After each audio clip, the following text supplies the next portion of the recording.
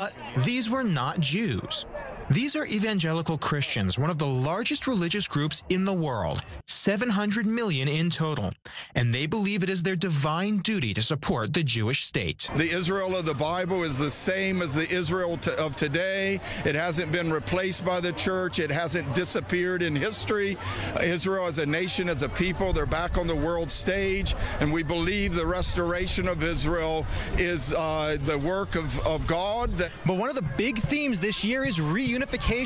It's been 50 years, the golden jubilee of the reunification of Jerusalem in Israeli hands, a date not just important for the state of Israel and its Jews, but also to the world's evangelical Christians. Part of evangelical theology declares that the return of the Jewish people to the land of Israel heralds the fulfillment of an ancient prophecy and the second coming of Jesus.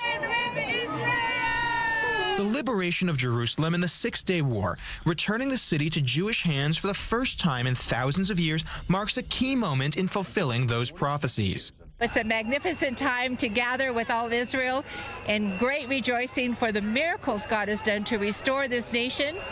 We as Christian Zionists believe in the aliyah of the Jewish people to their national homeland, to aid and support in that, and to do whatever we can to help this nation come back to life and be a light to the world. The week was also chosen for its religious significance. Sukkot, known as the Feast of the Tabernacles, is celebrated by some Christian denominations.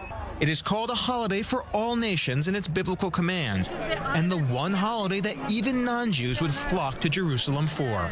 And the Bible is saying clearly that Israel is the center of the world and their source of many blessings. So that's why we all come here, and we want to bless Israel by all means.